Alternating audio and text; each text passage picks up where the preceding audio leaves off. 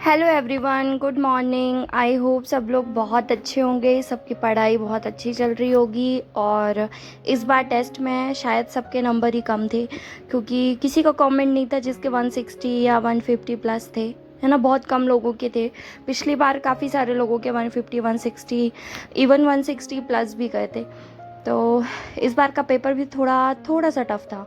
मुझे लगता है पोषण स्वास्थ्य का काफ़ी इजी था, बहुत सारे लोगों के 50 गए उसमें, और मैनेजमेंट और सीडीपी में बहुत कम नंबर आए।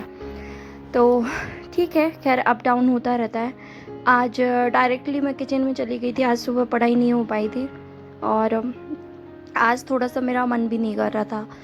होता है कई बार यार, मतलब आप मतलब ऐसे सोचते होगे ना कि मैं हमेशा सबको बोलती रहती हूँ पढ़ने का, खुद भी बोलती हूँ डेली पढ़ना चाहिए।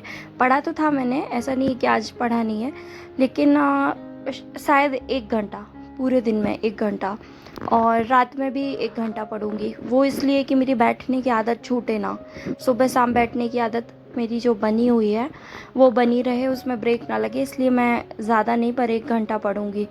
और इससे ज़्यादा इसलिए नहीं कि मेरा मन बिल्कुल नहीं कर रहा पढ़ने का आज, पता नहीं, होता है कई बार ऐसा ना। तो ऐसा नहीं कि डिमोटिवेशन या कोई बात है, बस थोड़ा सा अच्छा नहीं लग रहा, और तो थोड़ा सा ब्रेक ले लिया मूड फ्रेश करने के लिए। और उसके अलावा काफ़ी सारी चीज़ें की जो मुझे पसंद है। बहुत टाइम से गाने नहीं सुन रही थी, आज दिन भर मैंने गाने सुने, बॉलीवुड, पंजाबी, भोजपुरी, सारे गाने सुने। काफ़ी टाइम से मैं न्यूज़ से दूर रहती थी, आज न्यूज़ देखी, इंटरनेशनल मार्केट देखा, बहुत सारी चीज़ें की, मतलब एक्स्ट्रा चीज़ें की। और ब्रेक लिया थोड़ा सा, आज फ़ोन से भी दूर थी, फ़ोन भी मन नहीं कर रहा था चलाने का, इसलिए ब्लॉग भी बहुत छोटा अपडेट किया। और कभी कभी ब्रेक लेना चाहिए, खुद के लिए भी थोड़ा सा टाइम निकालना चाहिए। और हो जाता है कई बार, आप एक ही जगह पर रहते रहते बोर हो जाते हो, एक ही रूटीन फॉलो करते करते बोर हो जाते हो। तो बस वैसा ही लग रहा था मेरा भी।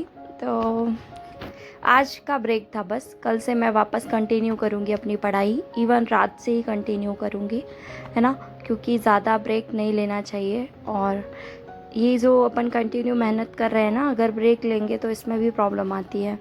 और अब जो है वो पीक टाइम में बोलना चाहिए, वैकेंसी आएगी, है ना, उम्मीद तो है, अब व्यापम के ऊपर है, बाकी उम्मीद सभी को है कि वैकेंसी आएगी। तो आई होप कि इस बार व्यापम किसी का दिल ना तोड़े और वैकेंसी आ जाए। और अगर वैकेंसी आती है तो उसके लिए प्रिपेयर रहना पड़ेगा।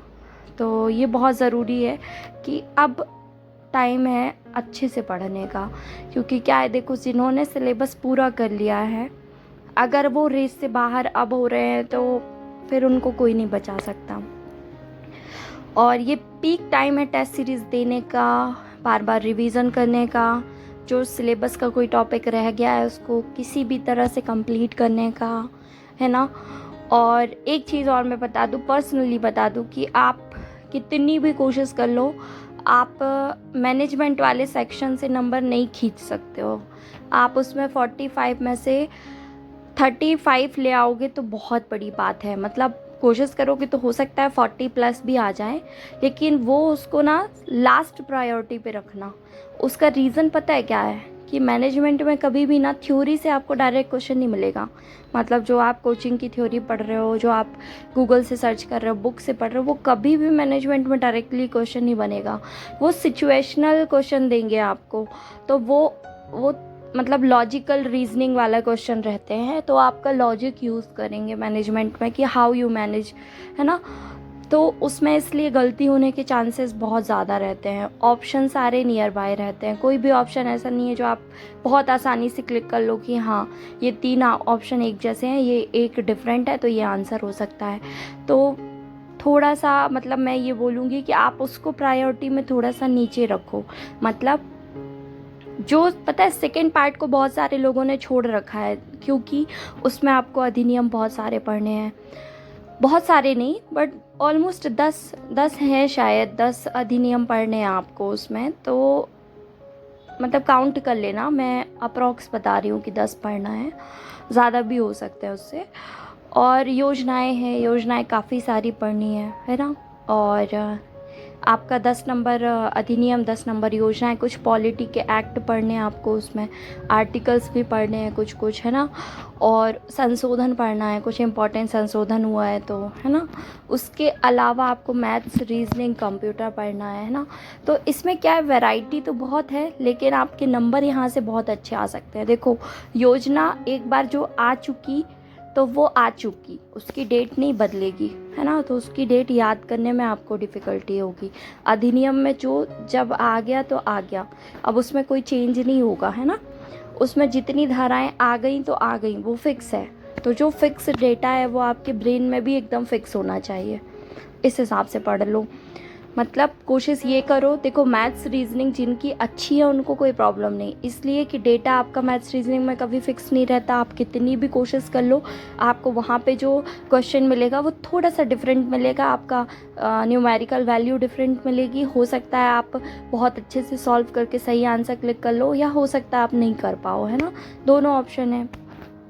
तो उसमें आप क्या करो, अपनी साइड से पूरी मेहनत रखो, ट्राई करो, यहाँ वहाँ के डिफरेंट टाइप के सेट पेपर लगा लो।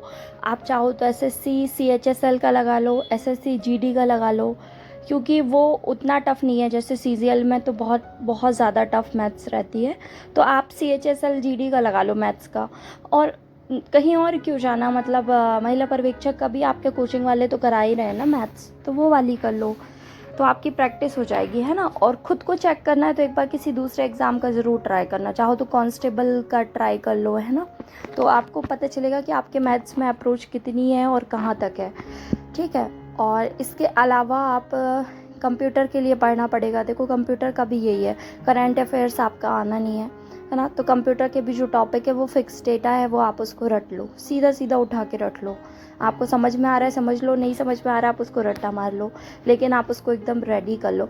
मतलब मेरे बोलने का ये है कि आपका जो पहले के 2 सेक्शन है, पोषण एंड स्वास्थ्य, और आपका सेकंड जीके वाला सेक्शन है ना, अधिनियम धाराएं, इन 2 में अगर आप मेहनत कर रहे हो तो दोनों में से ऐसे चांसेस हैं कि आप चाहो तो 55 में से 50-50 मार्क्स उठा सकते हो दोनों में से। और अगर आपने इतना कर लिया तो आपका सिलेक्शन फिर कोई नहीं रोक पाएगा, क्योंकि आप मैनेजमेंट और सीडीपी में 30-30 तो ले ही आओगे ना। अभी भी किसी न किसी तरीके से आपके 30 के नियर बाय तो पहुंच ही रहे हो।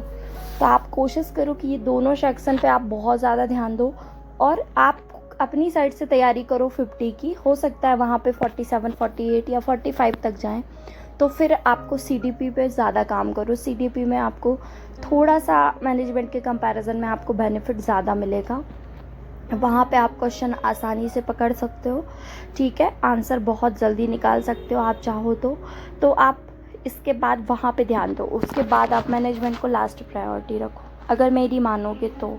ये मेरी वो है ना। बहुत सारे लोग बोलते हैं ना कि आप कैसे पढ़ रहे हो, आपकी अप्रोच क्या है, तो ये मैं अपना बता रही हूँ। बाकी आप अपने हिसाब से देख लो कि आपको किसको पहले पढ़ना है, किसको लास्ट प्रायोरिटी में रखना है, किसको फर्स्ट में रखना है। तो सब लोग समझदार है, सबके पास कोचिंग है, मेंटोर है, सब कुछ है, तो आप अपने हिसाब से देखो, पढ़ो, है ना। और आज मैं बैठी ज़रूर थी पर पढ़ी नहीं यार, ज़्यादा नहीं पढ़ पाई मैं। तो ठीक है, अब रात में मैं ट्राई करूँगी, रात में पढ़ूँगी अच्छे से, और जब मन नहीं लगे ना तब पढ़ना भी नहीं चाहिए। तो 1 घंटे किसी तरीके से मैंने बैठी थी, पढ़ी थी, फिर ज़्यादा मैंने नहीं बैठी क्योंकि मन नहीं कर रहा था, फिर मैंने मूड फ्रेश किया। अब रात